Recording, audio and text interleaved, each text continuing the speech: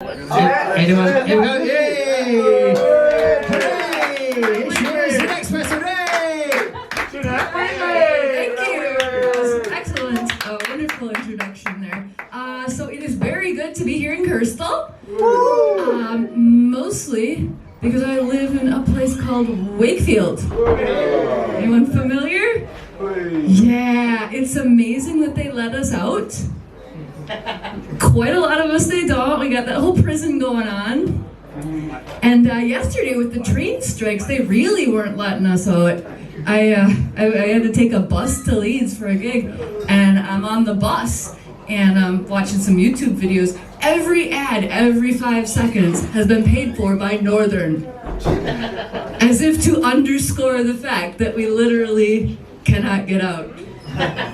And the ad, I'm sure y'all have seen it. It goes, I'm gonna do the worst Yorkshire accent ever. I'm sorry, I try. But people of the North, go do your thing. Like, apparently not today.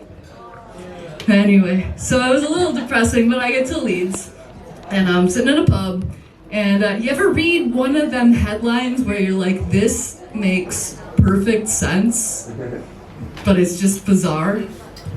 So the headline is, you guys know who Robert F. Kennedy Jr. is? Yeah, he's apparently running for president in my former country. I'm a little concerned. I don't think we needed another old white guy running in this race, but he is. And so the headline is, Robert F. Kennedy Jr. says doctors said he had dead brainworm. I'm just like, damn, that makes perfect sense. That explains everything. And I'm also like, because he's an anti-vaxxer, I'm like, oh, the poor worm. It clearly starved to death up there. There was nothing to sustain it in there. It was just odd, but it's amazing too. We're raised to think of the Kennedys as Americans as like how you guys are supposed to see the royal family, and I'm just like, I don't know about this one.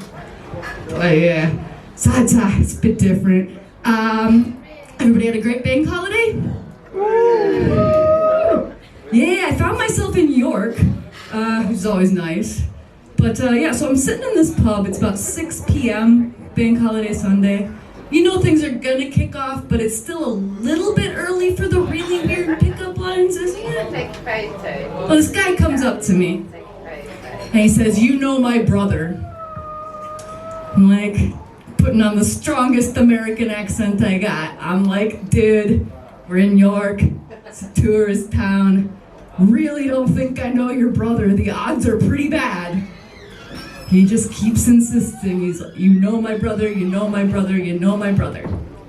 Well, he eventually does give up. And classy fella that he is, he moves right to the woman sitting next to me. Because that just happened. You know how that happens sometimes, these guys, They wonder why we worry about the bear. So he's moved on to this woman, and at this point I'm like, I am invested, so I'm gonna stick around and see, what happens with this pickup line. So he goes after her for about 7 minutes with the you know my brother. And finally the woman's just like, dude, I don't fucking know your brother. Who's your brother? The guy, he's got this glint in his eye like it's the most clever pickup line ever. He says, my brother is Harry Hill. I'm just like, what? It's the weirdest pickup line ever anyway. Like, dude has nothing in common with Harry other than he's bald. He's clearly not actually Harry Hill's brother. And, even if he was Harry Hill's brother, let's entertain this for a second. What does that actually say about this dude? It says nothing about him. He's just like, my brother might be famous. It's bringing nothing to the table, is it?